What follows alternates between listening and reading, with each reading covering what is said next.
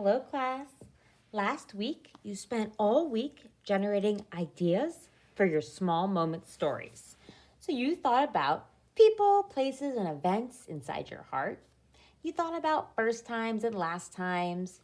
You thought about times you had a fight, had a problem, maybe got in trouble. You also thought about everyday activities.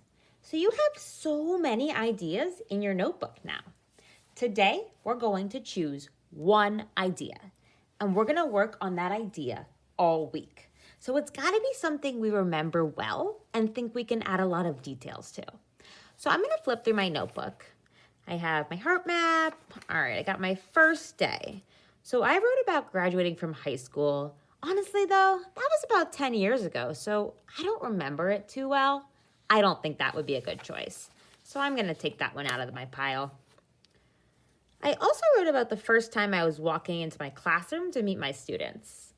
I remember that really well, but this all happened within about 20 minutes. And we want our stories to be about, let's aim for an hour time period so that we have enough juicy details. I don't think this one's going to be long enough. I'm going to take that one out. I also have my everyday activity. I wrote about making cookies with my best friend, Michelle. But the more I'm thinking about it, this one's a little bit boring, and I have to stay with this story all week, so I think I'm going to get sick of that one. I'm going to take that one out. I also have my story about the time where I was late for a meeting with Miss Ng. That was so crazy. I will never forget it. My heart was racing so much that whole hour.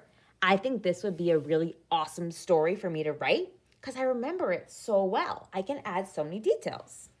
Okay, so now I've got my story. Step one. Now that you've got your story, we're going to make a story arc. I want to remind you of what that is. We talked about this in class a little bit, but it's been a while. So it's a little hard to see all of it. There we go. So your story arc. Every narrative story kind of follows the same path. I don't know if you realize that. There's a beginning where you meet the characters in the setting. Then there's the rising action where problems kind of start to happen. The climax, the big event, the big problem. Then the falling action, kind of things are starting to get a little bit better, get cleared up. And finally the ending, which sometimes is a solution, a theme, anything to wrap it up. Every story usually follows this. So today you're going to take the story you chose, and I want you to go back and look at your pictures. You did a beginning, a middle, and an end. So you already started thinking about a story arc. We can even do this.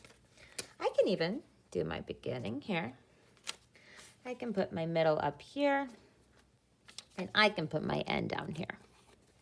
You, of course, drew your pictures in your notebook, so you won't be able to move them like mine. But that's okay. So today I'm going to try to expand this. Try to really fill in my story arc. So I'm going to need to fill in these spots. So I'm going to take away my pictures. That was just to show you. All right, so we start off our beginning.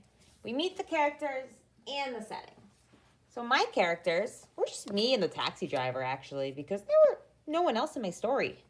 And the setting was just my apartment. I could be a little more specific, maybe my bed, my bedroom. I'm going to put this here. So my characters and my setting. Now, I'm thinking about my rising action. I did this a little bit earlier to show you, but you'll be doing it today. So this is when things kind of start to happen, but we haven't gotten to the climax yet, so I haven't woken up. So I wrote about when I was sleeping peacefully in my bed, having a weird but silly dream about flying on an elephant. It was so weird, but I'll never forget it. And then that was about it. And then the climax, the big event, the problem. I rolled over and saw the clock said 8:10. Oh my goodness, I was freaking out. I had a meeting at 8:15. So what happened next? I'm going to maybe expand a little bit on my pictures. So in my pictures, I didn't draw everything. So I'm going to have to do a little more work today. But I I jumped out of the bed and ran to the bathroom.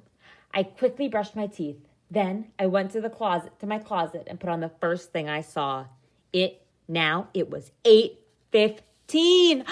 Oh my goodness, I'm freaking out. I'm remembering this like it was yesterday. Now, before I get to my ending, I have some pieces missing, right? I can't just jump in a taxi from my apartment, so I added a little bit more to my falling action. I ran out of my door and sprinted to the elevator. Finally, the elevator door opened.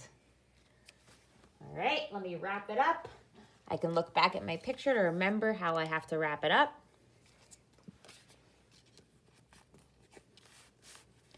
So to wrap it up, I walked to the corner and waved my arm for a taxi. I could feel myself sweating, and of course I grabbed a light gray t-shirt. It was 8:21. Okay, I just filled in my story arc.